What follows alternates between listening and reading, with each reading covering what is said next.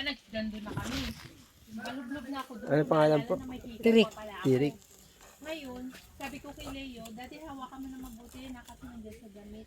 Yan si ate. Ang expert dyan. Siya po ang expert dyan.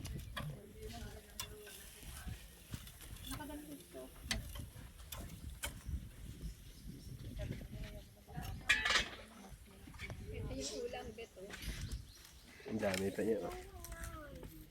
Adobo yun. Maglagay ka ng ano, albera sa ulam. Gusto mo yun, di ba? Ikaw sige, te, busog pa ako. Yung mga anak mo po. Nagkain na ako kalpagdataan dito. Ito sabaw ng buko. Yung sa pitchel, sabaw ng buko.